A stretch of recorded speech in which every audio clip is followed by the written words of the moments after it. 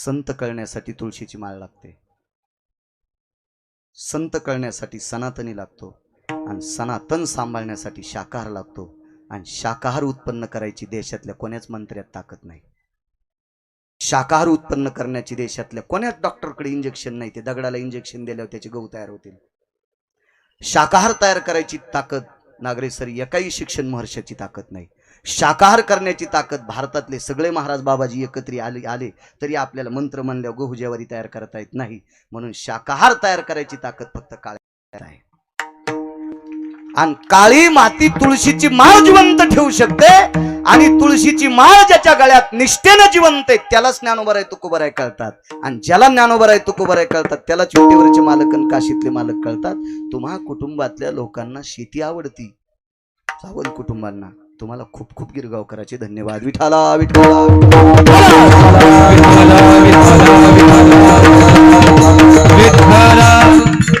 तुमच्या आजोबा बंजोबांचा, तुमच्या वडिलांचा, बबनरावांचा तुम्हाला आशीर्वाद आहे. मला असं वाटते त्यांच्या काळात एवढी नव्हती वाटते, पुढे घेतली. कष्ट केले असतील तुम्ही, याबद्दल मी दुमत मानित नाही, पण तुमच्या वडिलांनी आशीर्वाद दिल्यामुळेच तुम्ही जमीन वाढली. इतकं पण गिरगावकराचं ऐका. विठाला विठाला ज्यांच्या बापदाद्याचा आशीर्वाद पोरांना ठेवून गेले नाही, त्यांना 150 एकर जमिनी ठेवल्या पण आशीर्वाद ठेवला नाही. आज त्यांचे पोरं नाशिकला गट्टू उचलतात आणि त्यांच्या सुना मेसचे डबे करतात. 150 एकर वाल्याच्या सुना. कशा करता ही परिस्थिती? सासू सासरा आशीर्वाद न ठेवता गेले म्हणून यांची ही परिस्थिती. तुमच्या बाप दाद्यांनी आशीर्वाद ठेवला, तुम्हाला जमीन कमी होती पण 50 झाली, ही त्यांचा आशीर्वादाची ताकद आहे. इतकं मात्र विसरू नका. विठाला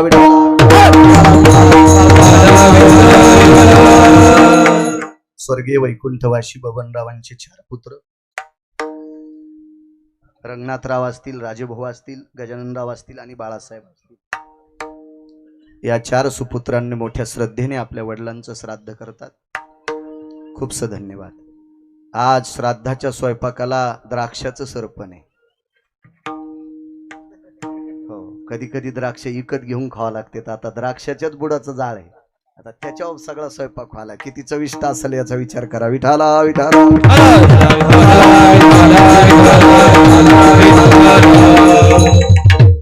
आईवडिलांविषयी श्रद्धा ठेवत जा प्रत्येकाने. मी तर नेहमी सांगत असतो, जो मायबापाचं दर्शन घेतो त्यानं जगातल्या कोण्याच महाराजाच्या पाया पडायची गरज नाही.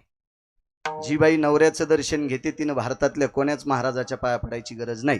आणि जी नवऱ्याचं 3दा दर्शन घेते तिने विटेवरच्या काशीतल्या मालकाच्या पण पाया पडायची गरज नाही. जी नवऱ्याचं दिवसात 3दा दर्शन घेते का तिनं कोण्याच महाराज तर चिल्लरे हो, चिल्लरे महाराज, देवाच्या सुद्धा पाया पडायची नाही. का? तिची देवा काय होते महाराजाच्या पाया पडून. लय लोकायला नाद महाराजाच्या पाया पडायला पोटी आणते. ती मोठी खतरनाक कठ्ठे बळच मुंडक दाबायचं महाराजाच्या पायावर, त्यानं वरखंडा हाणून रगत काढ. तर मायले हुशार होती, महाराज कातून म्हणून 500च्या 3 नोटा महाराजाच्या पायावर टाकल्या. गार महाराज बर्फासारखा 3 नोटा चिपचाप. त्यानं दुसरा पाय लांबीला, याचंही रगत काढ. पण पुन्हा नोटात नव्हत्या तिच्या कमळात, त्याच्यामुळे ती पोराला म्हणली आता नको वरखंडा हाणू. पण मी त्या बाईला म्हणलं, बाई इतकं बिलिंदर पोरग ज्यानं महाराजाचं रगत काढे, महाराज गपचिक बसण्यासाठी 1,500 रुपये दिलेत, पण एवढं काय त्या महाराजाच्या पायात म्हणे. त्या ह्याच्या पाया पडल्यावर पोरग पास होते. मी म्हणलं त्याच महाराजाच्या पोराच्या 20 वर्ष झालं मेंदूच्या गोळ्या चालू आहे. आता त्याला त्याचं पोरग नीट करता येईन, तू कसं नीट करता येईन? तुझ्या गोळ्या संपल्यात. विठाला विठाला आपण घरातल्या लोकांचा आदर करा. जो आई वडिलांचं दर्शन घेतो, जो आपल्या पतीचं दर्शन घेते, माझ्या माईंनो तुम्ही घरातल्या लोकांचा आदर करा. विटेवरचा मालक तुमच्याकडे येईल. तुम्हा 3 भावांना सांगतो, तुमच्या वडिलांनी तुम्हाला कर्तव्याची दिशा दाखवली, कर्तव्याची झालर पांघरली, निष्ठा शिकवली. ते शरीरानं जरी गेले असतील तरी आशीर्वादाच्या रूपानं जे ज्या स्थळात असतील त्या स्थळातून पितृगणातून तुम्हाला आशीर्वाद देत राहा. तितकं तुम्ही गोड वागत राहा, तितकी त्यांच्यावर तुम्ही श्रद्धा ठेवा.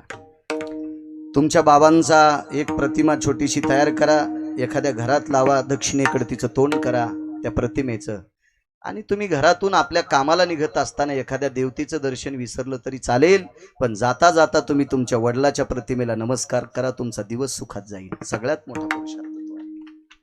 काय होते माहितीये का, माणसं ज्यांनी संपत्ती कमवली कृष्णाबा लोक त्याला नमस्कार करीत नाहीत आणि गैल्या गुंग्याचे फोटो घरात लाईत, म्हणून त्या घरात सुखत नाही. एक जण म्हणला, महाराज मी 3दा वास्तू शांती केली, तुमच्या हातानं बी केली, म्हणलं मला पुरतो या घरात, मग तुला सुख भेटन.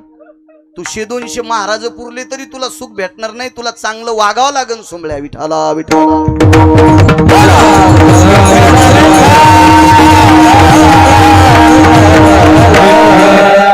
घरातल्या लोकांचा अनादर करतो याच्याकरता सुख भेटत नाही. आपल्या वाडवडिलावर श्रद्धा ठेवा.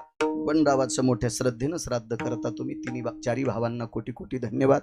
तुमच्या सर्व परिवाराला धन्यवाद देतो. एवढ्या मोठ्या कार्यक्रमात एवढा मोठा उत्सव तुम्ही साजरा केला श्राद्धाचा, जिथं मृदंग क्षेत्रातलं महाराष्ट्राच्या मातीतील एक नाविन्यपूर्ण रत्न, नुसतं रत्न नसून महाराष्ट्रात ज्यांनी आशीरत्न घडवली, आशीरत्न घडवली, अशी कितीतरी रत्न घडवली, असे आदरणीय माधवराजजी नरोडे गुरुजी आहेत. त्यांनाही प्रणाम करतो. त्यांचे शिष्य चंद्राचा सूर्याचा शिष्य चंद्रच म्हणावं लागेल, चंद्र सूर्य तसं शिष्य तो होत नाही तिथं, पण असं चंद्र सूर्य म्हणत असतात माणसं, म्हणून म्हणतो कृष्णा महाराज गुरुजींचे शिष्य आहेत. महाराष्ट्रात गोडसं नाव आहे. त्यांनाही प्रणाम करतो.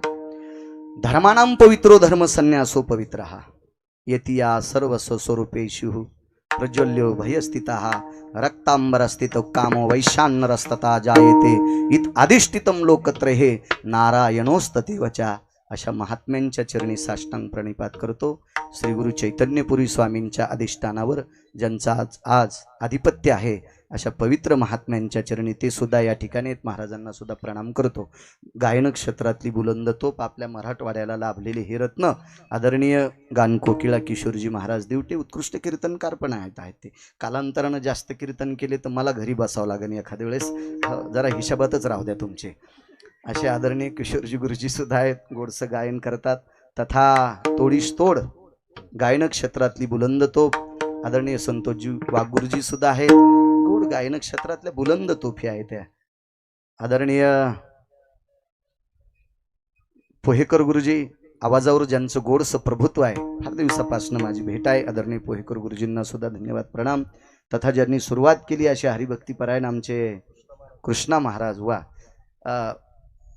वयानं जरी उंची कमी असेल तरी आवाजाची उंची मात्र त्यांची मोठी, इतकं लक्षात ठेवा. तिथं अशा कानाला लहरी येत होत्या. गोड अशी सुरुवात केली. कृष्ण महाराज तुम्ही सुद्धा धन्यवाद. आदरणीय शंकर महाराज आहेत, महाराजांना सुद्धा धन्यवाद प्रणाम. आणि ही सगळी सर्व मंडळी, मस्तक माझा पायावरी या वारकरी संतांच्या गावातली पंचक्रोशीतली सर्व भजनी मंडळी, सर्वांना प्रणाम करतो. साऊंड सिस्टीमवाल्याला धन्यवाद, कॅमेऱ्यावाल्याला धन्यवाद. आमची नीट काशी करा. विठाला विठाला विठाला.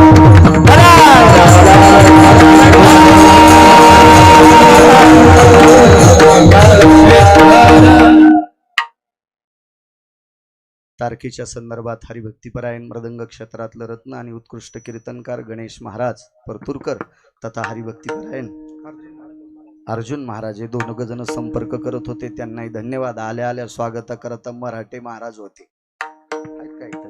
महाराजांना धन्यवाद. आम्हाला सगळ्या मोठमोठ्याल्या प्लेट आणून दिल्या. ती हॉटेलला गेल्यावर मला वाटते 500-500 रुपये लागले असते त्या प्लेटला. चांगली यजमानानं सोय केली. वा वा. ते वाकड्या तोंडाचे काजू, त्याशी वाकड्या तोंडाचे असते पण चव चांगली. मी शेंगदाण्याला काजू म्हणून खाणारा माणूस आहे. आपल्याला कशाला ताण घ्यायचा. ते काजू, ते बदाम, ते पिस्ता, ते अंजीर, पुन्हा ती बासुंदी, काय थाट केला. मला आधी माहीत असतं तर मी घरी काही खाल्लं नसतं. काय करावं, आपल्याला वाटलं इथं काही नसेल, आता कीर्तन झाल्यावर जेवायला देतील, पण ते फारच होतं. पण खूप छान. माझ्या वारकऱ्यांना खाऊ घातलं, मला त्याच्यात आनंद आहे. विठाला विठाला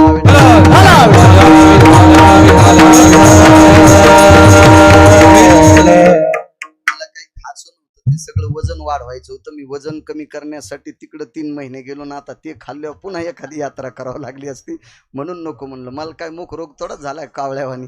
मलाही ते आवडतंय. काही आजारही नाही गुरुजी, त्यांना माहिती आहे नागरे सरांना, काही दुसरा आजार नाही, पण नकोय ते. आता गाडीत बसायचा जास्त वेळ येतो, म्हणून ते पदार्थ जरा वजन वाढ होते. आणि यांचं पक्वादबाजीनं म्हणजे कुस्ती खेळणे, ही लहानशी कुस्ती आहे, मुकी कुस्ती. आणि काय सामान्य ताणे मारायचेत काय. हे 2-2 भाकरी एक एक चालीमध्ये जातात, ते काय साधे आवाज काढायचे का? त्याला आम्हाला स्पष्ट बोलायचं, हळू हळू चुटुक चुटुक पोपट बोलले आणि विठाला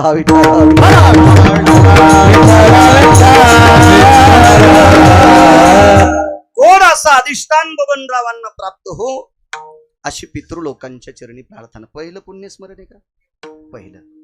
पहिल्या पुण्यस्मरणाच्या आजच्या दिवशी आर्यमा नावाचा पितर येत असतो. मोठ्यांना विचारा, गिरगावकर किती सांगेल, माझ्याकडे काही जास्त विद्वत्ता नाही, मी काही आज्ञा नाही. माझं नाव बाळू, बरं झालं घरच्यांनी ठेवलं, काय आगाऊ पुन्हा पाठ करायची गरज नाही. कोणी म्हणलं तुला लय येत नसेल तर मग मी बाळूचे, कशाला ताण घ्यायचा, बाळूला काही येत असतं वय. त्याच्यामुळे आपलं एक जण म्हणला बाळासाहेब, म्हणलं चुकून करू नकोस ते आगाऊपणा, बाळूच नाव टाकी जाय, चांगली गोष्ट आहे ती. म्हणजे जरा जोरा काही नाही अभ्यास नसला तरी गुरुजी धोकून जात असते. चला, आर्यमा नावाचा पितर आज येत असतो आणि आर्यमा नावाचा पितर आज बबनरावांचा लेखाजोखा 2 व्यक्तीकडनं घेत असतो. त्या 2 व्यक्ती आहेत चित्र आणि गुप्त. चित्रगुप्त आर्यमा नावाच्या पितराकडे सादर आदरानं बबनरावांचा लेखाजोखा देतात. 2 लेखाजोखा, एक सत्कर्माचा, एक इहित आणि एक निषेध कर्माचा. इहित कर्म आणि निषेध, एक चांगला आणि वाईट शब्द वापरा वाटत नाही. एखादा म्हणील आमच्या बापानं वाईट काम केलंच नाही महाराज, तुम्ही कीर्तनात कस काय म्हणले?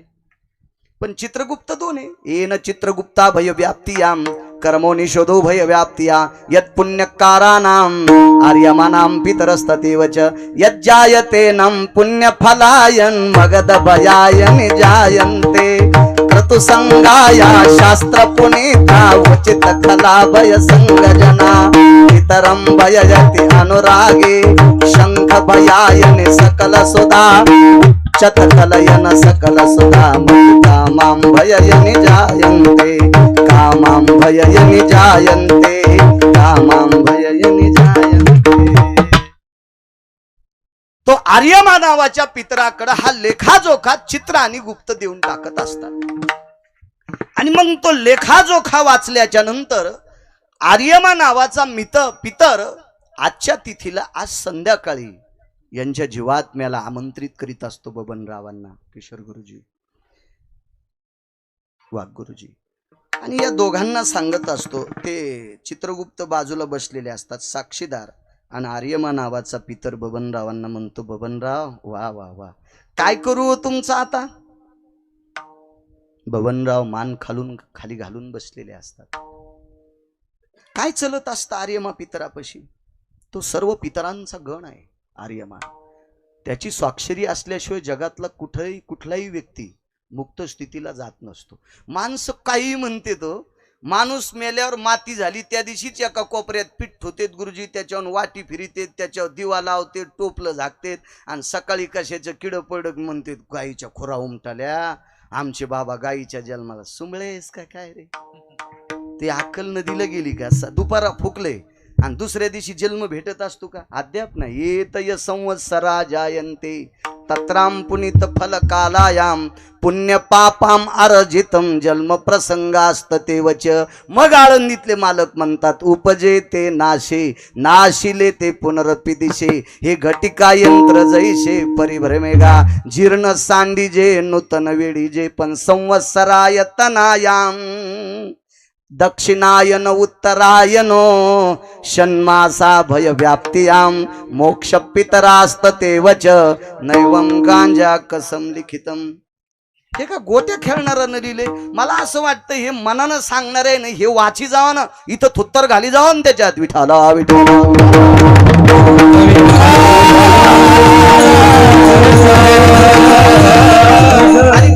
लेखाजोखा बघितल्याच्या नंतर आर्यमा पितर सांगत असतात, तुम्हाला हा जन्म, पैठणच्या मालकांचं वाक्य, पाप पुण्य समान समी,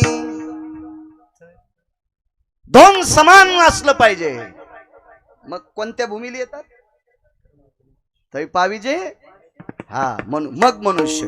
पुण्य जर जास्त वाढ असेल, रहंती स्वर्गानाम आधिपत्य अमरपुरीयाम, तिथं अमरपुरीत. मग तिथं भोग पुण्य लय केलं ना, तुला चिंतामणीच्या सडका, कल्पतरूचे उद्यान, कामधेनू गाईचं दूध प्याला, आणि टीव्हीवरल्या बाया काय पाहतो सुमल्या, उर्वंशी, तिलोत्तमा, मेनका, रंभा या प्रत्यक्ष नृत्यांगना. आणि बँकेतले पैसे उपशिल्यावर बँक शून्य होतंय खातं, तसं तिथं भोग घेतल्याच्या नंतर रिकाम होतंय. मग अशी लाथ हाणते, चल बाजरं सोंगायला. येऊ लागती माघारे बाजरे सोंगायला. हा, येऊ लागती माघारे मृत्यू लोका. तिथं पुण्य संपण्यासाठी तिथं पाठवून देते, ते संपलं की लाथ आणते कंबरड्यात खाली. आणि पाप जास्त असलं की मग नालीतला किडा, शेपटीची आळी, असं काही पण करते. पण समान असलं की मग मनुष्य देह. जरा अधिक थोडस कमी असेल तर काही दिवसापुरता आर्यमा सांगतात, आता बबनराव तुम्हाला थोडीशी वाट पाहावं लागेल, या योनीत जावं लागेल, कालांतरानं तुम्हाला मनुष्य देह प्राप्त होईल. आणि काही काही अशी शीतल थोडीशी मार्मिक जर खूप देवाला सहन होतील अशी जर पाप केली तर मग त्याच्यामध्ये काही योनी सांगितल्या जरा मध्यम, त्या बऱ्यापैकी. कुत्र जरी केलं तर बऱ्याच्या घरचं.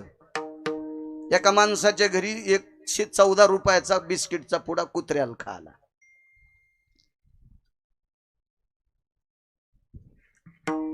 हुसेन साहेबाची तर वाघच पाळायचा राहिलाय आता. तिथं जास्त जात असतो, फक्त वाघ नाही पाळला. बरेच प्राणी आहेत त्याची. आता ती किती सोय करीत असतील. काही काही श्रीमंत कुत्र्याला विमानात नाही आलेत. मी त्या दिवशी गेलो, त्या एका बाईच्या पोटावर पिशवी. त्याला गेलो तुम्ही इकडं पोलादपूरला, मुंबईला उतरलो तर पिशवीन, त्या पिशवीत कुत्र्याचं पिलून त्यानं फुसकून केलं. पुसकून केल्यावर नाकाला पाणी आलं, 3 टिश्यू पेपर काढ आणि त्याचं नाक पुसलं कुत्र्याचं. आता जी बाई तिकीट काढून इमानात बसती ती पैशावाली किती असेल. मग एवढ्या पैशावाली कुत्र्याचं नाक पुसायली, त्यावर ती कुत्र किती नशीब असेल ना वान असेल याचं कल्पना करा ना. नशिबवान कुत्रे आहेत ना काही काही. बुवा नुसत्या मकाच्या चुऱ्यावर किंवा वल्ल्या बिट्यावर किंवा पेंडीच्या पोत्यावर बैल येत, पण उभाट्या अवताल धरावं लागतात ना. आणि देवाला सोड्याला कठाळ्या कोणाच्या बिट्या हाणतू का नाही, नशीब घेऊन आला. मग अशा काही मध्यम येऊन येत ना. पुण्य पाप पुण्य कळत नसेल पण सुख प्राप्त होणाऱ्या पंखेत मसडायला. पंखे पंखे आमच्या जिंतूरला एक माझे आमदार होऊन गेले स्वर्गीय, त्याची तर 6व्या मजल्यावर म्हशीला पंखे. मुंबईला 6व्या मजल्यावर म्हशील पंखे. मला तिथून वघारी आणायच्या होत्या 100. पण मी एक जणाला म्हणलो तू सांभाळतो का, ते म्हणला वघारी न गो. आणि ते नाशिकला आता गट्टू उचलायला गेले. नाही मस्त 100 वघारी करून देत होतो. त्याच्या आता 200-400 झाल्या असत्या, म्हणजे 200-300 लिटर दूध गेलं असतं. चांगले चांगले पैशावाले कॅटल्या घेऊन त्याच्या पुढे उभे राहिले असते. आता हे सायकल घेऊन नाक्यावर उभं राहतं, मला काम द्या. ते कामगार चौक असतो ना, तिथं डबा घेऊन घरचा उभं राहतं. मला ते ऐकलं नाही त्यानं. आता म्हणते, म्हणलं टाइम निघून गेला ना बापू, आता नसतं. विठाला विठाला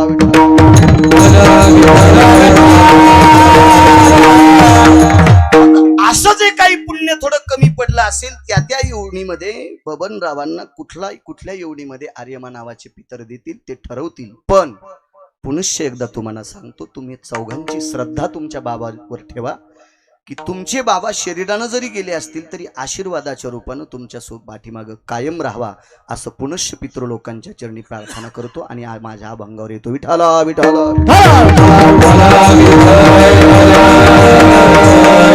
आपल्या अभंगाचा येऊनिया काळ बैसला असे उसा. स्वामीजी काळ हा कोणाला सोडत नाही ना. तुम्हा भगव्यातल्यांना सोडतो. तुमचे 2 संन्यास सांगितले. एक भगव्यातला संन्यासी सांगितला म्हणजे तुम्ही मारुतीरायाच्या पंथातले, आणि दुसरा एक संन्यासी तो भीष्मांच्या पंथातला म्हणजे पांढऱ्या कपड्यातला. भीष्म तुल्य समस्विता येत वायुनंदनास्त तेवच यद्ग्रहे संन्याशायाम पुनित निष्ठास्त तेवच. हा मोठी माणसं सांगतात. जाबालींचं वाक्य आहे. मारुतीराय ही धर्म, ही परंपरा, जी भगव्याची परंपरा ती मारुतीरायाची परंपरा. विश्वातला 1 नंबरचा संन्यासी कोण तर मारुतीराय. आणि विश्वातला पांढऱ्या कपड्यातला ब्रह्मचारी जगातला कोण तर पितामह भीष्माचार्य. हे ह्या दोन परंपरा निष्ठेत सांगितल्या. तरी ही कोणत्याही परंपरेतला असो किंवा आमच्यासारखा जराशा चिखलानं भरलेला व्यक्ती असो, संसारातली माणसं प्रपंचाच्या चिखलानं भरलेली असतात. ही कोणी असो, यम कोणाचंही ऐकत नाही. ऐका एक मुद्दा. एक कीर्तन चालू होतं आणि त्या कीर्तनामध्ये एक संन्यासी बसलेले. आज जशी तुम्ही बसले तशीच. कीर्तन एका पवित्र परंपरेतलं होतं. कीर्तनकार दर्जेदार होते कृष्णाबाबा. हल्ली कोणाला दर्जेदार म्हणावा कसं म्हणावं, काय म्हणावं, कोणाचा हात धरून चालावा. एक जणांनी विचारलं, महाराज कोणाचा हात धरून चालावं? एकच करणं, पंढरपूरला जाय, त्या मालकाचं दर्शन घे, पुंडलिकरायाचं दर्शन घे, आळंदीला जाऊन ज्ञानोबारायच्या समाधीचं दर्शन घे, देहूला जाऊन तुकोबारायचं दर्शन घे, पैठणला जाऊन नाथबाबाचं दर्शन घे, त्र्यंबकला जाऊन श्री गुरु निवृत्तीनाथांचं दर्शन घे, गोरोबा काकांचं दर्शन घे, मुक्ताई साहेबांचं दर्शन घे, आणि या लोकांना समोर मानून तू परमार्थ करत राह, तू सफल होशील. कारण या संप्रदायात येण्यासाठी कोणाही कठाळ्याची गरज नाही. कठाळ्या हातात न धरता संप्रदायात जाता येतं. जगातला एकमेव संप्रदाय कोणता असेल तर तो वारकरी संप्रदाय. कोण्याही कठाळ्याची गरज नाही. बाकीच्या संप्रदायात पडण्यासाठी तुम्हाला मोरक्या लागतोय, कठाळ्या लागतोय. या संप्रदायात गुरुजी कोण्याही कठाळ्याची गरज नाही. एका माणसानं 40 वर्ष चुकीचं पाणी पिलं म्हणजे त्या पाण्यानं कधी कधी बुटा हरपावं लागायचे, त्या पाण्यानं भिताड सोडून आपलं दरुजा सोडून दुसरीकडे धक्का मारायचा, दारू घडग दरुजा इकून होता. म्हणजे अशा प्रकारचं तो पाणी पित होता. 40 वर्ष पेला आणि 41 वर्षी पंढरपूरला गेला. 41 वर्षी पंढरपूरला गेला, चंद्रभागेचं स्नान केलं, पुंडलिकरायाचं दर्शन घेतलं, विटेवरच्या मालकाचं दर्शन घेतलं, आईसाहेबांचं दर्शन घेतलं, एका मठावर आला मित्रासोबत, तिथं मुक्कामाला थांबला. दुसऱ्या दिवशी सकाळी पुन्हा चंद्रभागेत स्नान केलं आणि चंद्रभागेत फिरता फिरता एक जणाच्या अशा हातात माळी अडकलेल्या होत्या आणि कृष्णाबाबा 50 पैशाची माळ घेतली. नरोडे गुरुजी 50 आठाण्याची माळ घेतली आणि ती माळ अशी मुठीत दाबून पुन्हा एकदा रांगेला लागला. विटेवरच्या मालकाच्या पायाला ती माळ लावली आणि विटेवरच्या मालकिनीच्या पायाला माळ लावली आणि मंदिराच्या बाहेर येऊन ती माळ घातली. तो माणूस इतका मोठा झाला, मागच्या 1.25 महिन्यापूर्वी त्या व्यक्तीच्या पुण्यतिथीला 15 ते 20 हजार लोकांचं जेवण होतं. 18वी पुण्यतिथी झाली त्या व्यक्तीची. 18वी 15 ते 20 हजार लोक त्या व्यक्तीच्या पुण्यतिथीला दरवर्षी जेवतात. ती पुण्यतिथी घरातले लोक कोणीच करीत नाहीत. तुमच्या आमच्यासारखी सगळी भक्त मिळून मला वाटतं ती पुण्यतिथी चंद्र सूर्य आहे तोपर्यंत होणार.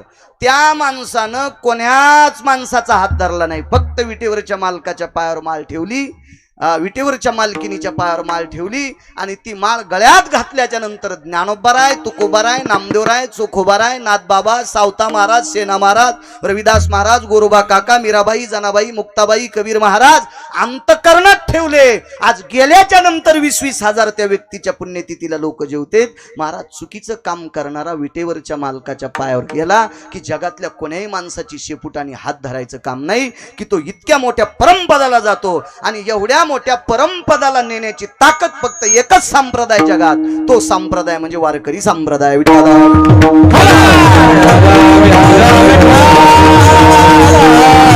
आणि अशा दर्जेदार परंपरेतल्या एका सात्विक सदाचारी पुण्यशील व्यक्तीचं कीर्तन चालू आहे. येऊन या काळ बैसला शेवसा सांगते.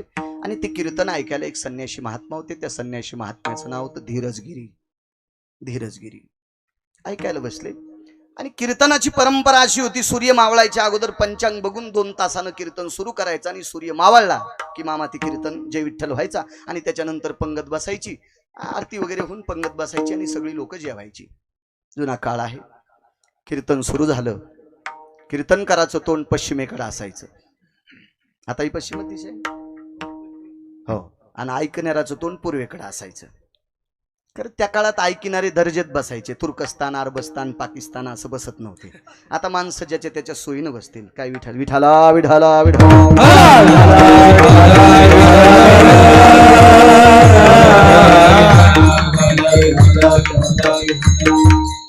एक आमचा मित्र म्हणला, महाराज असं काही म्हणी जाऊ नका. मृदंगाचार्याला गायकाला तुम्हाला पैसे असतील, ऐकणाऱ्याला पैसे नसतील, त्याच्या आकारानं बसू द्या. ते झोपले तरी काय हरकत नाही. तुमच्याकडे पाय करून जर असे मोबाईल पाहत बसले तरी तुम्हाला काय घेणे त्याच्याशी काय हरकत नाही. विठाला विठाला विठाला.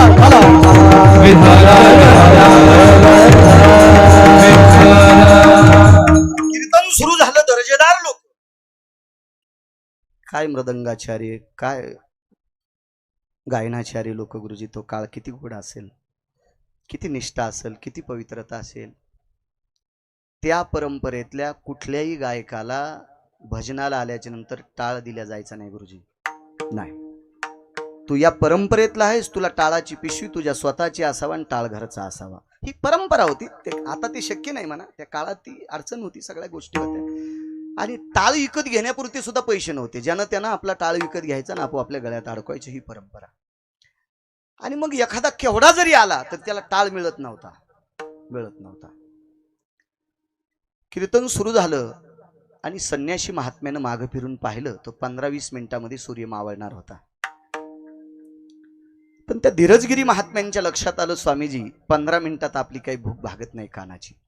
कीर्तन इतकं गोड होतं, कीर्तन इतकं गोड होतं की ती खूपच त्यांच्या कानाला ते आवडत होतं. त्यांच्या अंतःकरणाला भूक लागलेली होती की मी महाराजांचं कीर्तन किती ऐकू किती ऐकू किती ऐकू. पण आता सूर्य मावळणार आहे, सूर्य मावळला की जे विठ्ठल होणार. आणि 15-20 मिनिटात आरती वगैरे रोप होऊन लोक सगळी जेवायला बसणार.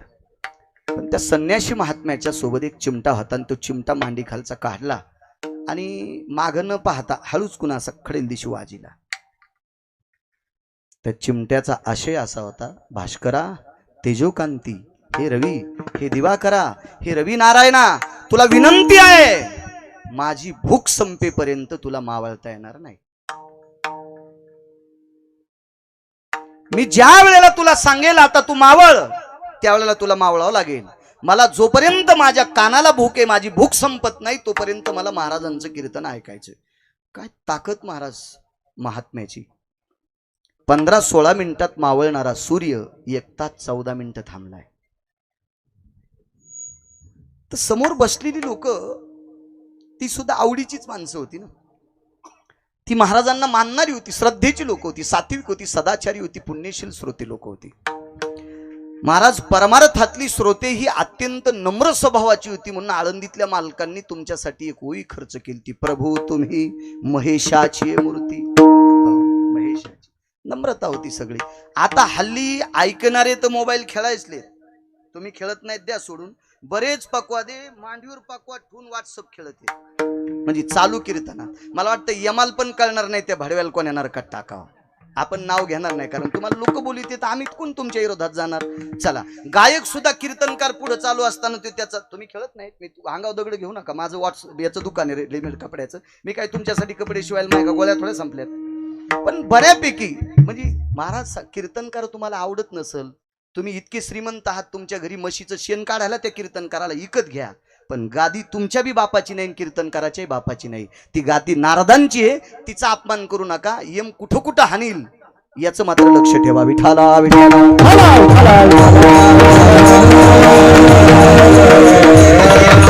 एक धोरण असलं पाहिजे कृष्णा महाराज की आपल्याला लाखो लोक बघायलेत.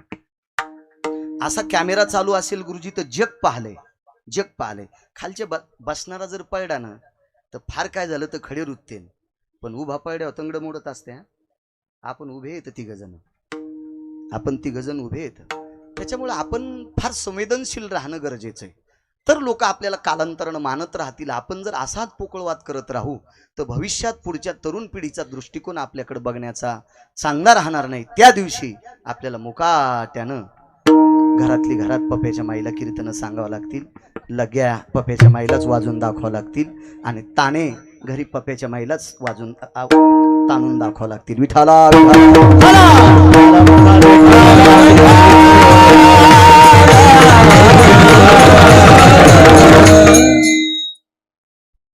एक तास 14 मिनिटं झाली. कारण असं झालं बुवा, अशी चिमुकली लेकर कीर्तन ऐकायला बसली होती. त्याच्यातल्या 2-3 पोरानं जांभळ्या दिल्या. त्या जांभळ्या झोपेच्या नव्हत्या, कारण कीर्तन दिवस माळाला की सुटतंय, त्याच्यानंतर 15-20 मिनिटात जेवायला पंगत असते गुरुजी, आणि मग भुकेच्या जांभळ्या लेकरांना आल्या. पण धीरजगिरी महात्म्यांनी विचार केला, माझ्या कानाला जी भूक लागलेली आहे ह्या महाराजांचं ऐकावं असं जन्मभर वाटेल, ती माझी भूक संपत नाही. पण ह्या लेकरांच्या जठराला भूक लागली, जठराला, आणि ती भूक भागविण्यासाठी महाराजांचं कीर्तन समारोपाला जाणं गरजेचं आहे. आणि म्हणून धीरजगिरीने हळूचकून चिमटा काढला आणि खळेल दिशी वाजिल्याबरोबर डोळ्याचं पापण लवतं इतक्या टायमात अंधार पडला. सगळी लोक एकूण एकाच्या मांड्या दाबायलेत. इतक्या लोक अंधार कसा पडतो, नाही तर अंधार पडत पडत पडत पडत पडत असतो, सूर्य मावळत असतो, सूर्याचे किरण धुळीच्या कणामध्ये नागरेसर ते विलीन असतात, आणि मग त्याला संधी प्रकाश म्हणतो, आणि कालांतरानं मग तो प्रकाश संपत असतो आणि अंधार पडत असतो. पण दार लाईट बंद करावा असा सूर्य मावळला. पण लोक म्हणले जाऊ द्या, काय निसर्गाचा कोप असेल, कुठं लोकायला तितकं टाईम आहे इतकं इचकायला, जाऊ दे म्हणले, काय घेणे आपल्याला. पण कीर्तनकार संवेदनशील होते. कीर्तनकार चातुर होते, कीर्तनकार विवेक संपन्न होते, कीर्तनकार निष्ठावंत वारकरी होती. सगळी लोक जेवली, कीर्तनकार उभे होती. सगळी लोक जेवल्याच्या नंतर काही ठराविक टाळकरी, मृदंगाचार्य, धीरजगिरी महात्मा आणि अजून काही निष्ठावंत कीर्तनकार आलेली होती. त्या सगळ्यांना ही पुढच्या पंक्ती उठल्याच्या नंतर मग आतमध्ये वसरीत जेवायला वाढलं. जेवायला वाढायला गिरिजा माया होत्या. माझ्या वाचनात 2 गिरिजा माया आल्या. एक पैठणच्या मालकांच्या धर्मपत्नी आणि एक ठाकूरबुवांच्या धर्मपत्नी गिरिजा माया. कीर्तन चालू होतं, त्या व्यक्तीचं नाव होतं ठाकूरबुवा, की ज्यांचे घोडे एकादशी धरायचे. त्या परंपरेतल्या महात्मांचं कीर्तन चालू. आणि आता ही सगळ्या लोकांना जेवायला वाढायला गिरिजा माया होत्या. कोण गिरिजा माया? कृष्णबुवा, आपण त्या जिल्ह्यातले आहोत, आपल्याला स्वाभिमान असायला पाहिजे की त्या गिरिजा माईच्या अंत्यविधीला 3ही देव आलते, ब्रह्म, विष्णू आणि महेश. टाळ घेऊन प्रेताच्या पुढं, टाळ घेऊन प्रेताच्या पुढं गुरुजी. चौघाच्या खांद्यावर गिरिजामाईचं प्रेत. आणि गिरिजाई साहेब मृत्यू पावल्याच्या नंतर डोळे उघडतात आणि समोरच्या देवांना पाहतात. त्यावेळेला सूर्य तोंडात बोट घालतो. अरे बापरे, तोंडावर मारून घेतो होता सूर्य. अरे बापरे, मृत्यू पावलेली बाई आणि ती देवांना बघते, देवांना बघते. तर अरुण नावाची व्यक्ती हुशार आहे. सूर्याचे सारथी पोहेकर गुरुजी, अरुण कृष्ण बुवा, शंकर बुवा, अरुण हे हुशार आहेत. कशामुळे हुशार आहेत? ते वारकरी आहेत ना. अरुण वारकरी आहेत. कशाहून? कुर्मदास कोणी माहिती आहे तुम्हाला? अरुणांचा अवतार गुरुजी, अरुणांचा अवतार. आणि वारकऱ्यांनी सूर्यनारायणाला सावध केलं, भगवान तोंडावर मारून घेऊ नका, तोंडावर मारून घेऊ नका. ज्या माऊलीच्या अंत्यविधीला 3 देव येते, ती माऊली किती अधिकारी असेल कल्पना करा. सूर्यनारायणा, तुम्हाला प्रकाश या 3 पैकी एका देवाचा आहे. तुझी या कृपेने सूर्यासी चालणे, ऐसा तू समर्थ. अरुण सांगतात सूर्यासी चालणे.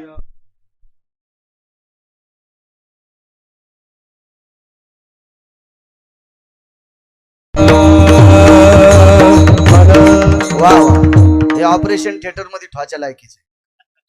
लाईट जाणं, जनरेटर सुरू करणं, असं माणूस पाहिजे. चांगला माणूस आहे. वा, छान छान छान. हो, नाही तर ऑपरेशन चालून लाईट गेली, मेले होते म्हणलं आता बटन दाबून आलो. आता तू ते बटन दाब, लाकडायचं. विठाला विठाला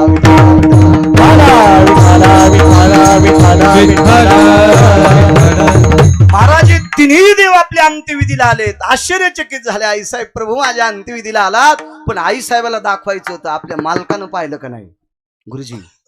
आईसाहेबानं डोकं वरी केलं आणि डाव्या हाताला मान केली. त्यावेळेला डाव्या हाताला पती चलत होते ठाकूरबुवा. ठाकूरबुवा म्हणले, गिरिजा झोप, तू आत्ता पाहिलंस, मी आल्या आल्या पाणी मीच दिलतं त्याला. ब्रह्म, विष्णू, महेशाला पाणी मी आल्या आल्या मीच दिलतं. नाही मालक, मला फक्त सांगायचं होतं, देव आले, तुम्ही पाहिलं का नाही? मेलेली बाई पुन्हा सांगते पतीला, माझ्या अंत्यविधीला मला निरोप देण्यासाठी देव आलेत. आणि पुन्हा डोळे झाकलेत. आणि त्या गिरिजा काकी वाढायला आहेत कृष्ण भाऊ, त्या गिरिजा काकी वाढायला आहेत. बाबांसारखे महात्मा भगव्या कपड्यातले जेवायला बसलेले आहेत. आणि जेवता जेवता ठाकूरबाने प्रश्न केला, स्वामीजी आज जरा वेळ मी जास्तच घेतला, आज वेळ मी जास्त घेतला, जास्त वेळ घेतला. तर स्वामीजींनी सांगितलं, जास्त वेळ घेण्याचा काय, सूर्य मावळेपर्यंत तुमची संकल्प, तुमची नियमाची परंपरा आहे, त्यावेळेला तुम्ही जे विठ्ठल केलं. पण नाही हो, मी एरवी कीर्तन करतो ना, एवढे एवढे पुरावे, एवढे दाखले, इतके प्रमाण झाले की वेळ संपत असतो. ते 2 तास संपायचे गुरुजी. आणि आज एवढे प्रमाण झाले, इतके दाखले झाले, पण सूर्य मावळत का नव्हता? जेवता जेवता महात्मा गालातली गालात हसला. ठाकूरबाच्या लक्षात आलं काहीतरी गठुड आहे, शंकेचं. जेवण झाल्याबरोबर जवळ बसले, विडेदान दिलेले आहेत. आणि मग साष्टांग दंडवत केला, स्वामीजी तुमच्या हसण्याचं कारण मला कळावा. मामा, धीरजगिरी महात्म्याच्या डोळ्यातून खळाखळा अश्रू आले आणि दोन्ही हात छातीवर ठेवले आणि ठाकूरबाला प्रणाम केला. महाराज, या पवित्र परंपरेतलं कीर्तन ऐकायची माझ्या कानाला भूक लागली होती, माझ्या कानाला भूक लागली होती. आणि म्हणून मी भगवान सूर्यनारायणाला विनंती केली की मला आवडेल तोपर्यंत तू थांब. मी चिमटा वाजून त्याला सांगितलं होतं थांब. 1 तास 14 मिनिटं सूर्य थांबला. दृष्टांत संपला.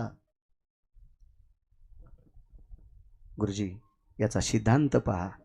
ज्या साधूला 1 तास 14 मिनिटं सूर्य थांबिता येतो, पण त्या धीरजगिरी महात्म्याला स्वामीजी इथं थांबता आलं नाही. वय संपल्याच्या नंतर, आयुष्य संपल्याच्या नंतर धीरजगिरी महात्म्यांना सुद्धा जावं लागलं. काळ उशाला बसलाच म्हणून मालक पहिल्या कडव्यात म्हणतात,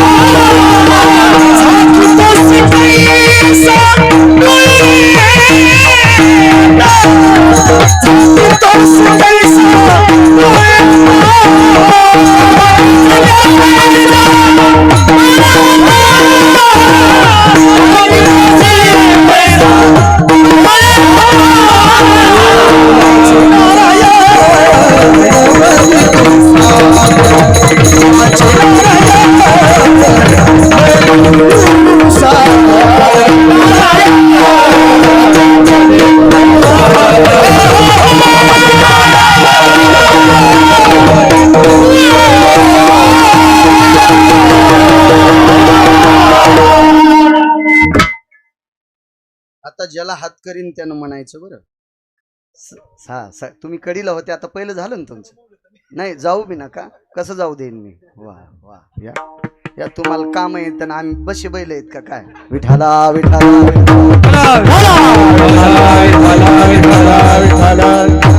जाऊ देईन, पण ते मराठ्याच्या कानात सांगल कसं चाक हाणायचं. तर विठाला विठाला विठाला. मी गाडीत नेतो लांबरूक, मला तिकडच जायचंय. पळती गाडी माझी, तुमची मागून येऊ दे. माझ्या गाडीत पुढे जा, मी तुमचीत येतो. बाबा एक महात्मा नर्मदेच्या तीरावर अनुष्ठानाला बसले. तुमची परिक्रमा झाली मागे, कोण्या साली झाली ती? 2010 मध्ये. त्यावेळेला बाबा आश्रम लय कमी होते. तुम्ही खूप कष्टात केली. आम्ही नशीबवान होतो की आम्हाला पावला पावलाला खाला होतं. तरी मग 15 किलो कमी झालं. तिथून आल्यावर वाढत होतं, पण असे काही काही आहेत ना आमच्या माग, खाऊ देत नाही ते मास्तर. सुरू ड्रायव्हरला फोन, आज गोड खाल्लं का, आज काय खाल्लं का, भेवच वाटत. असे लय जण आहेत ना माग, 5-6 जण आहेत. हे जाऊन तिथं डॉक्टर साहेबाला सांगतात, मग आम्हाला मान खाली घालावं लागते. तोंडाला मुंगस, बँकेत कोटीन, धोत्राला गाठी. विठाला विठाला विठाला हिताचं सांगतात माणसं, वाईट थोडं सांगणार. गुरुजीचं लक्ष असतं, नागरे सरांचं असतं. स्वामीजी एक महात्मा तुमच्यासारख्या अनुष्ठाना करता नर्मदेच्या तीरावर बसले. ते शंकराचार्य होते. 1949 ते 51 त्यांना शंकराचार्य पद होतं. त्यांचं नाव होतं स्वामी राम. तपश्चर्याला बसले, अनुष्ठानाला. पहिला दुसरा दिवस गेला, पण अनुष्ठान करत असताना दुपारी 2-2:30 वाजता अनुष्ठान सुटायचं. जपाची माळ त्या पिशवीत ठेवल्या जायची. नर्मदा मैयाच्या पात्रात जायचं, हातपाय धुवून घ्यायचे, पाणी पिऊन घ्यायचं आणि त्या झाडाखाली आसन लावलेलं असं तिथे येऊन बसायचं. पण 2-3 दिवस कोणी साधा एक पेढा सुद्धा दिला नाही. एक पेढा सुद्धा नाही दिला. एक चिमूटभर साखर सुद्धा कोणी दिली नाही. 2-3 दिवस निघून गेले. पण आता ते स्वामी राम होते. ते काय तुमच्या माझ्यासारखा महाराज नव्हता. आपलं जसं बनल तसं करायचं. काय ना, आपली जास्त सोंग जास्त आहेत. मी एकदा एका गावातल्या लोकांनी रामायण लावलं आणि त्या गावातली लोक 14 दिवस वनवासा करता निघाले. गुरुजी आता वनवासाला निघलेली माणसं पोतड्याचे कपडे घालतील, तुम्ही पाहिले असतील. पोतड्याचे कपडे, पोतड्याचेच बुट, पोतड्याचेच आंगडे, पोतड्याची टोपी, म्हणजे त्यागाचं प्रतीक. त्याबद्दल मी हसणार नाही, कारण एखाद्याच्या साधुत्वाला हसणं जिभेला किडे पडत असतात. एखाद्याच्या साधुत्वाला हसणं जिभेला किडे पडत असतात. पण त्या साधुत्वामध्ये जर ढोंगीपणा दिसला तर त्याला मानणे हा मूर्खपणाचा कळस असतो. ढोंगीपणा जर दिसला असेल आणि जर त्याला तुम्ही मानत असाल तर गुन्हेगारापेक्षा गुन्हा सहन करणारा पापी असतो. गुन्हा सहन करणारा पापी असतो. छान वाटायचं, पण महाराज ही अशी कपडे घातलेली माणसं तलप आली की बिडी सुद्धा वडायची. मग राम वनवासात बिडी वडत होते का? लक्ष्मण वनवासात बिडी वडत होते का? जाऊ द्या, असू द्या, असू द्या, चोपदार असू द्या, चरक धकत राहते, ते पण माणसं आहेत, आपण पण माणसं आहेत, असू द्या. वानर बिड्या वडत होते का? नाही. चला, मग तुम्हाला काही तलपी असत्याल, मग त्या तलफीचा 14 दिवस त्याग करा ना, याचं नाव वनवास आहे. नुसते पोतडे घालणं वनवास नाही. माझं तर मत आहे, पोईकर गुरुजी 14 दिवस चहा सुद्धा पिऊ नये, याचा वनवास आहे. 14 दिवस दूध सुद्धा पिऊ नये, कारण ते दूध सुद्धा वघराचा आणि वासराचा जीव तोडून काढे. कारण कोणती गाय मालकासाठी दूध देत नसती. वासरासाठी कोणतीही म्हसड मालकासाठी दूध देत नाही, वघरासाठी देते. आता माणसं येडेवानी काही कारीचा दूध त्याबद्दल काही दुमत नाही, पण काही माणसं इतके, आता माझ्या भाषेत सांगतो, इतके चाटळ की त्याचा चाटळपणा मोजायला तराजू नाही हो. किती चाटळ सांगू तुम्हाला. सडकोरडं झाल्यावर खालचं दूध लाईत ना, त्याच्यातलं बकिटातलं ते दूध नव्हते लाईत. हे काय वासराचा आणि गाईचा जिवाळा करणार आहेत.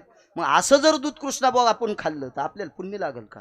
म्हणून आयुष्यात प्रभू रामचंद्राने दूध सुद्धा स्वीकारलं नाही. रामायण जरा चांगलं वाचा, किंवा ज्यांनी चांगलं वाचिलंय का त्याचं ऐका, नाही तर मग वया घेऊन तर मलाही सांगता येते. इदे श्रीरामचंद्राय नमः.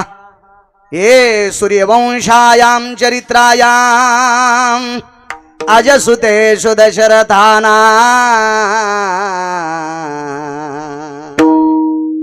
रामचंद्राय रघुवंशयो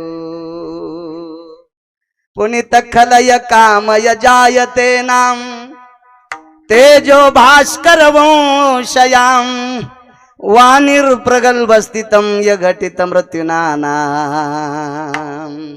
सयो सगर्भेन पुनितायां. जटायु नावाचा बक्षोदा वर्गा, काय त्या जटायूचं चरित्र सांगा वर्गा. काय त्या जटायूने सीताई साहेबाला सोडण्यासाठी रावणाशी युद्ध केलं बरगा, आणि लगेच कूलर सुरू झालं आणि वहीचं पान पळत बरगा. ए त्राटिका नावाची राक्षसी होते, वापस आलास रे जालन्याहून मंठ्याला सुमल्या. अरे गाडी पुढे संभाजीनगरला जायला पाहिजे होती, तो मंठ्यात आणलं, सगळ्या लोकांचं लग्न मातीत घातलं सुमल्या. असं रामायण सांगत नसतात. विठाला विठाला विठाला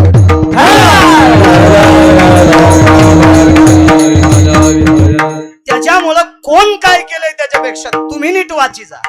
तुम्ही, माझं एक मत आहे, अरे सर एक बोलू का, मला जर खोकला आला आणि साहेबांनी मला एक बॉटल दिली, तुम्ही मला लय जीव लावता, तुम्ही लय जीव लावता मला, मग माझ्यावरच तुम्ही दोघांना औषध घेतलं मग खोकला राहतो का? काऊन नाही राहायचा? तुम्ही जीव लावत नाहीत का मला? बिना जीव लावल्याचे आले का काम सोडून कीर्तन ऐकायला?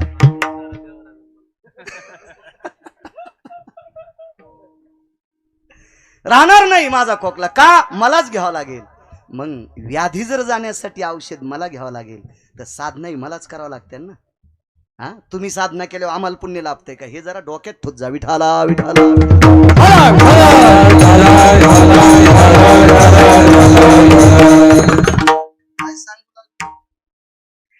अनुष्ठानाला बसले, साधू अनुष्ठानाला बसले, काही दिलं नाही कोणी.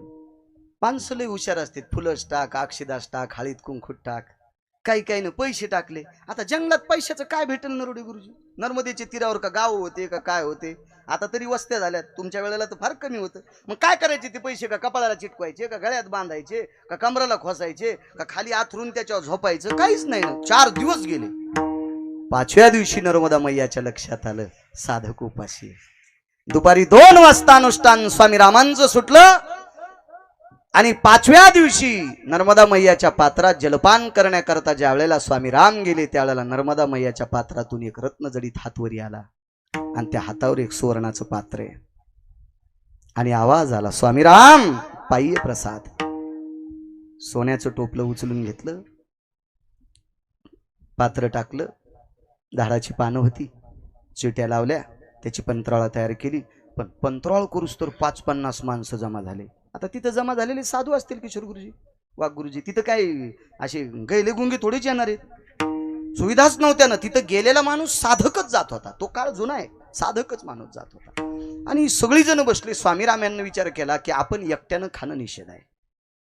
मग या पात्रातून आपण ह्या पुढच्या 3 बोटानं जेवढं जेवढं पडन सगळ्याला टाकायचं.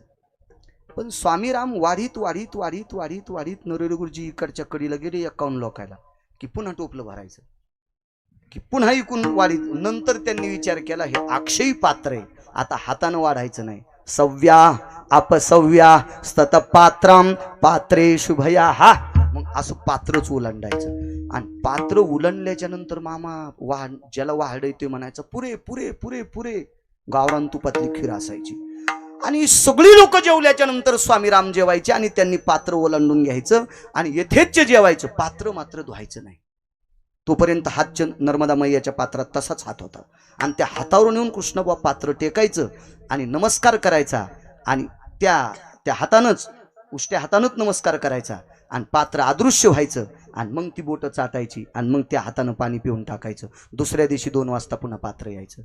मा नर्मदा मैया पात्र देत होती. नर्मदा मैया म्हणजे भगवान शिवशंकरांची कन्या. स्वेदाम भुजा जायते तथा प्राप्ता यत नारायणे नामने रेवाना जटा शंकरेण प्रदायिनी नर्मदा पापक्षालायां यत् पापा भवस्ति तेक्षी क्षालन हितार्थायां रेवा माते तन्नमामी. मग स्वामी राम नमस्कार करायचे. काय माझी माय आहे. कल्पना करा, नर्मदा मैया ज्या स्वामी रामांना 1949 शंकराचार्य पद ज्यांच्याकडे होतं, स्वातंत्र्यापूर्वीचा काळ होता तो. एवढ्या त्यांच्या अगोदरची गोष्ट, अगोदरची, पण ती त्या काळात ते पद होतं. आणि नर्मदा मैया ज्या महात्म्याला ज्या शंकराचार्यांना पात्र देते ते शंकराचार्य किती अधिकारी. रेवा मातेनं पात्र दिलं. ती आरती मरण कोणाच्या हातात आहे? शंकरांच्या. आणि रेवा माता कोणाची कन्या आहे? शंकराची. मग रेवा मातेनं सांगायला पाहिजे होतं नर्मदा मातेनं, शिवजी बाबा या स्वामी रामांचं मरण थांबवा, पण नाही थांबता आलं. आयुष्य संपल्याच्या नंतर स्वामी रामांच्या सुद्धा बाजूला काळ येऊन बसला. कृष्णा बुवा बोला.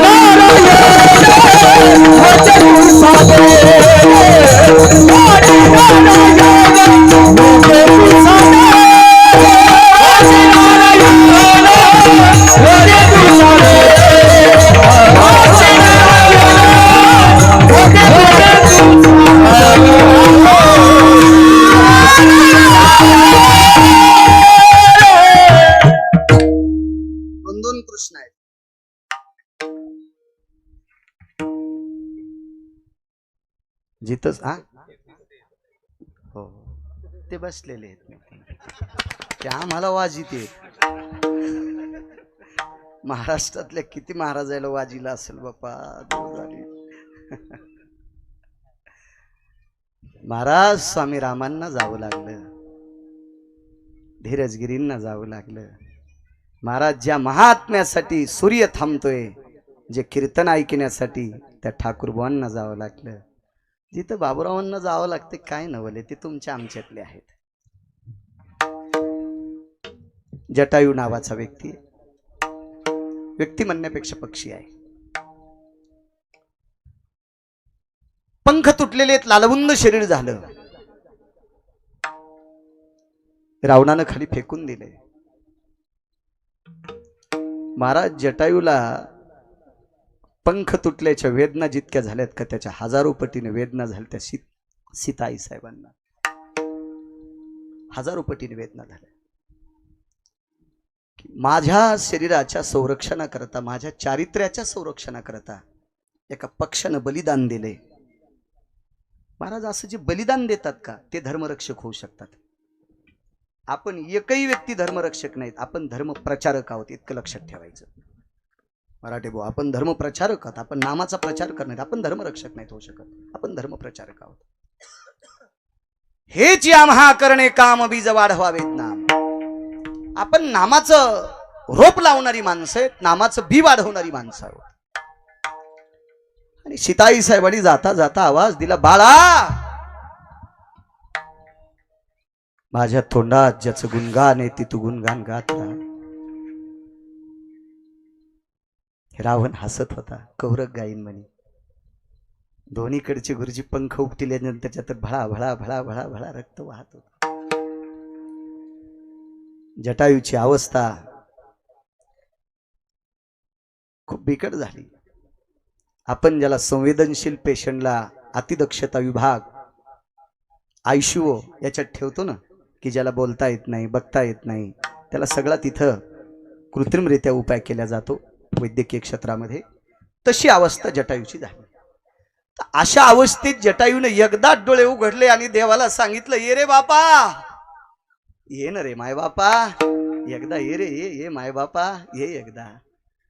जसं विटेवरच्या मालकाला एकदा तुकोबाराने हाक मारली होती, येईल का तुम्हाय बापा पढाईच्या राया, येईल का तुम्हाय बापा पढाईच्या राया.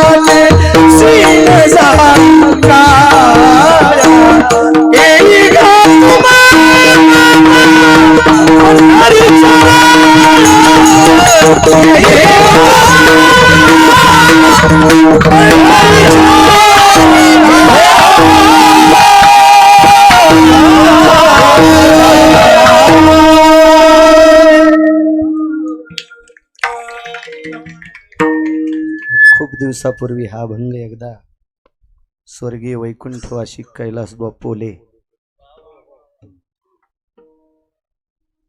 त्यांच्या थोड्याशा काकड्याच्या कॅसेट आहेत, थोड्याशा हृदय भरून येतं ते ऐकत असताना. काय आयुष्य कमी मिळालं त्या व्यक्तीला. बेलंब्याला एक हाच कडू आहे, हेच कडू ऐकलं तर किशोर गुरुजी तुमचं आज इथं ऐकायला भेटलं. छान. ते विटेवरचे मालक म्हणजे 7व्या अवतारातले मर्यादा पुरुषोत्तम रामचंद्र. अंतकरण भरून आलं जटायूचं आणि सीताई साहेबाची आठवण केली. माझी माय, मी तुझ्या नावाचा जप सांगितलास त्याचा टाव फोडून म्हणतोय ग, येत नाही तो.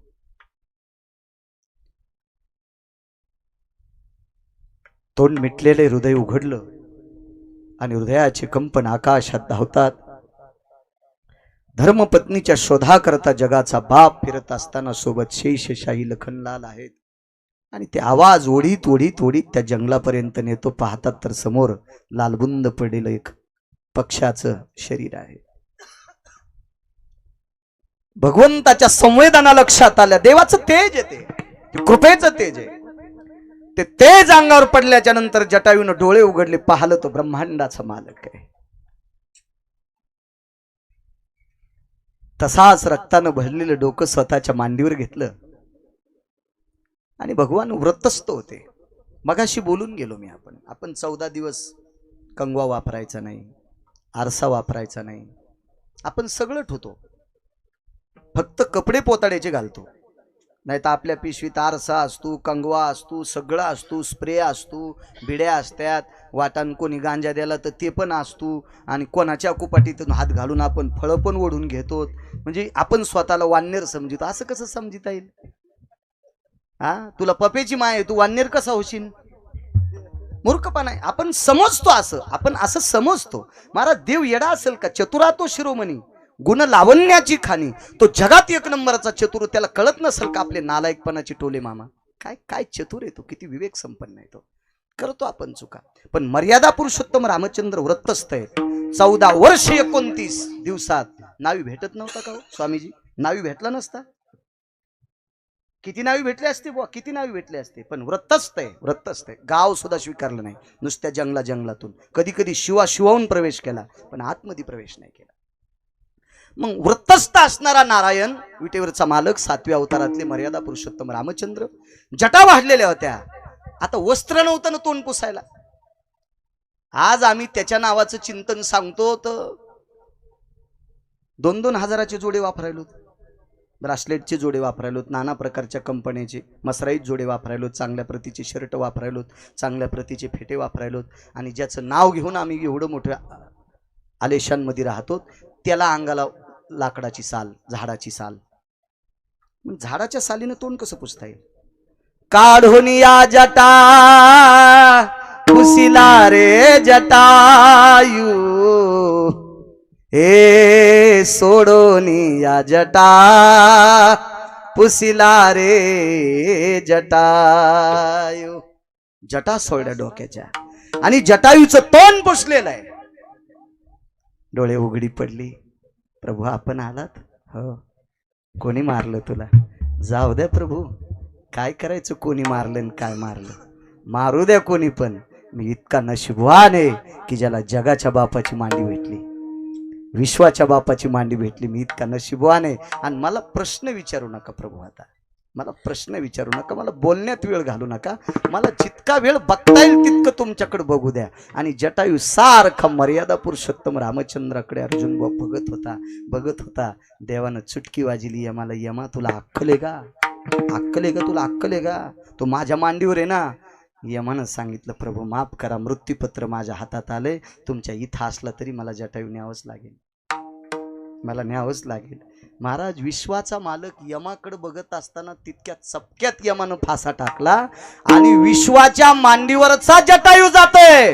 म्हणून मालक पहिल्या कडव्या येवनिया काळ बैसला से भूसा, येवनिया काळ बैसला से भूसा, येवनिया काळ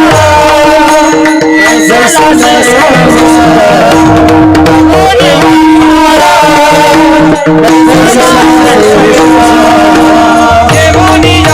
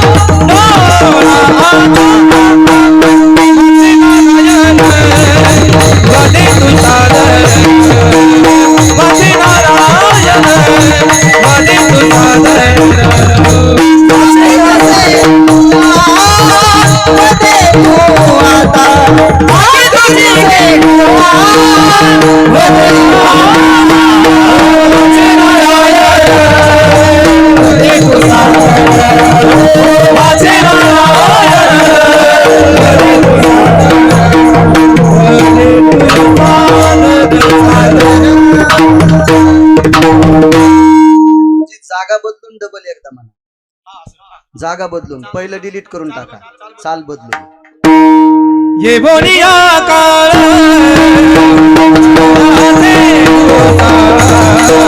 ये बोलिया काळ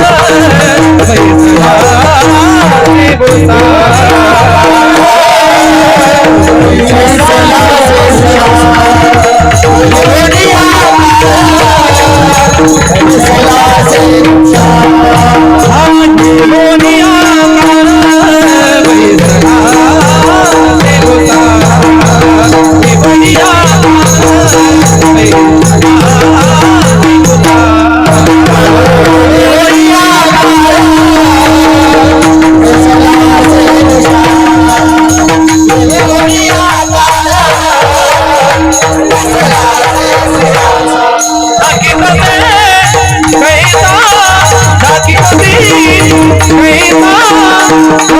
रे गोसा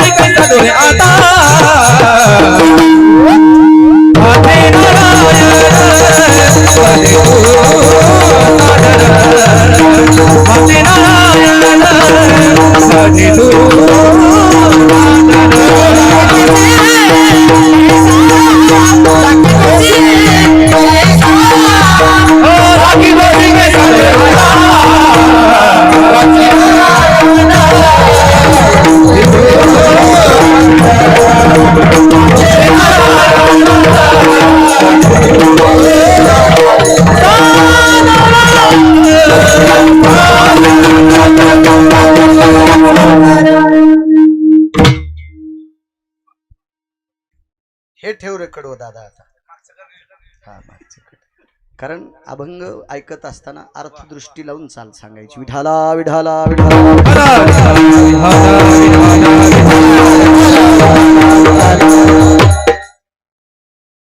रविदास महाराज घरी बसलेत. वेळ संपलाय का आपला? मला सांगा बरं गुरुजी तुम्ही.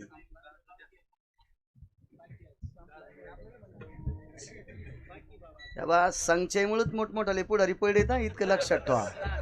एक पुढारी म्हणला त्या गावानं मला मतदान नाही आणलं, त्या गावाला काहीच म्हणू नको, तू या संचय विरोधात गेले. ते गाडीत तू ह्या बसले, खाल्लं पिल्लं तू ह्या संघ बिल्ले तू हे लावले, झेंडा तू हा लावला आणि दणका चौथ्याला आणलाय. तसं तुम्ही उभे माया संघ येतं, जरा मायाकून बोला ना. तुम्हाला दोघायला प्रमाण राहिले मी देतो 5-5 मिनिटात. हा, कारण मी पाप घेणार नाही. विठाला विठाला.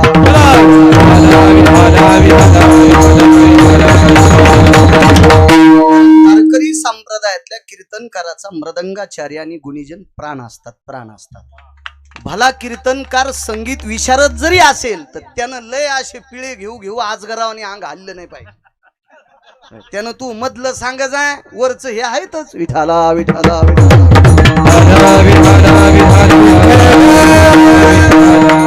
सांगतो 5-5 मिनिटात 2 पुरावे यांनी 10 बोट केले ना असे, म्हणजे एका बोटाला 20 मिनिटं का नाही, एकाला 1 मिनिट ना. रविदास महाराजांचे मित्र काशीला गेले. वेगाच सांगतो वेगात. रविदास महाराज गेले नाही. ते फार बोलले त्यांना, पण त्यांचं कारण होतं ते गेले नाही. त्यांचे आई वडील त्यांच्याशिवाय झोपत नव्हते. त्यांच्या आई वडिलांना हाडाचा आजार होता आणि हाडाचा आजार असणाऱ्या माणसाचं शरीर ठणठण करीत असते. आणि ते ठणठण करत असलेलं शरीर झोका द्यायला की मग थोडंसं झोप. लेकरं बघा ना, लहानपणी त्यांचं कॅल्शियम संपते म्हणून ते चिरचिर चिरचिर चिरचिर करते. आई सांभाळून सांभाळून थापटून थापटून अंगाई गाऊन मग त्यांना झोपत असते. तसं एक वय झाल्याच्या नंतर ती प्रक्रिया होत असते. पण आता लेकरांनी आपल्याला झोका द्यावा तितकं मायबापानं सुद्धा चांगलं वागलं पाहिजे. येईनं बिड्या इतक्या वाढ्यात की धोत्राची चाळणी केली. ते धोत्र आता भोयाला इकाव का काय माशा धरायला याचा पर्याय झालाय. चांगल्या चांगल्याच्या बैठकीत बसल्या खुर्च्या सुद्धा सवाशीन केल्या आहे ना, म्हणजे बिड्या त्याला इझिल्या. तर त्या खुर्च्याला सुद्धा गोल टिपके पडले काळे, फक्त रंगीत पडले नाही, नाही तर त्या पण सवाशीन झाल्या असत्या.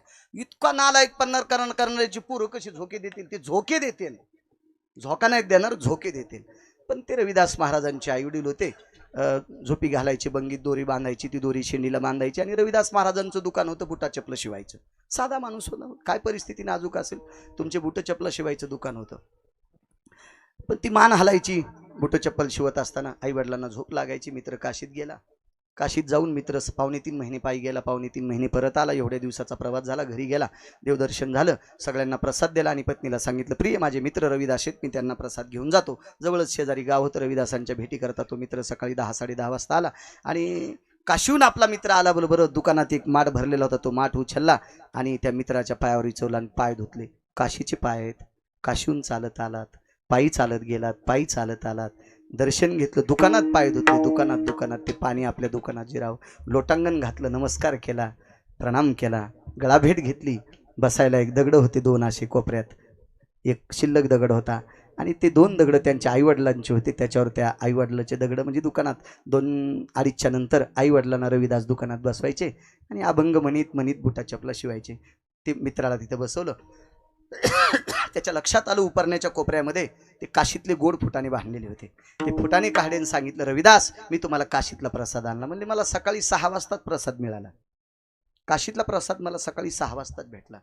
तर त्या मित्रानं सांगितलं, रविदास आपल्या तालुक्यातला, आपल्या सुभे परगणे म्हणजे आपल्यावर याचं राज्य होतं ना निजामाचं, म्हणून आपल्याकडं तालुक्याला जिल्ह्याला सुभे आणि परगणे असं नाव होतं.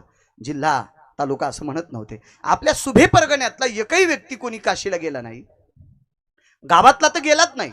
मग तुम्हाला प्रसाद कोणी दिला ते मला माहित नाही, पण माझ्याकडे बुट शिवण्यासाठी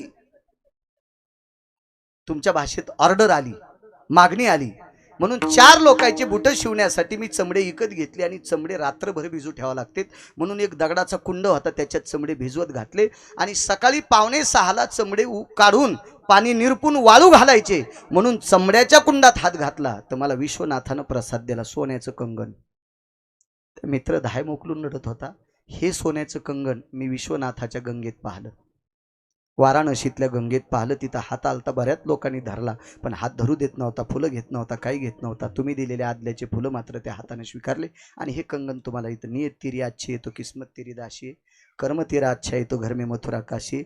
कल्पना करा, ज्या रविदासांना घरी बसल्या बसल्या विश्वनाथ कंगन देता. श्रुती नावाच्या पत्रकाराने प्रश्न केला. 2.5 महिने चलत गेला, 2.5 महिने चलत आला, त्याला कंगन देत नाहीत. विश्वनाथाला विचारलं, काशी विनोद, ते म्हणले तो पायी आलाय, पायी गेलाय, तोही मला आवडतोय, त्याला एखाद्या वेळेस मी इथं घेईन.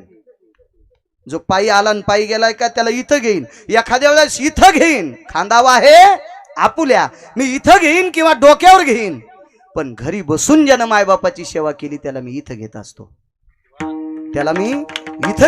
इथं. म्हणून पायी चलत आलाय त्याला मी इथं घेऊन प्रसाद दिलाय, पण ज्यानं आई वडिलाची सेवा केली त्याला हातातलं कंगन घरी दिलंय. पण कल्पना एकच आहे, विश्वनाथानं घरी बसल्या बसल्या चमडे बुडवायच्या कुंडात कंगन दिले. एवढी जर रविदास बाबांची पात्रता आहे, योग्यता आहे, तर मग यांच्या देखता कंगन उशाला असताना आईबापानं प्राण सोडलाय. आणि माणसं न्यायचं खातं कोणाकडे होतं? शिवशंकराकडे. संहार खातं कोणाकडे? शंकराकडे. श्रुतीनं पुन्हा एकदा प्रश्न केला, ज्यांच्याकडे कंगन देता त्यांच्या मायबापाला नेता. भगवान शिवजीच्या 11 डोळ्यातून पाणी आलं. श्रुतीला सांगितलं, श्रुती मी कोणालाही प्रसाद देईल, पण मृत्यू मात्र थांबवता माझ्या हातात नाही, निसर्गाचा नियम आहे, त्यांना जावंच लागेल. महाराज संत रविदासांच्या आई वडिलांना सुद्धा जावं लागलं. म्हणून मालक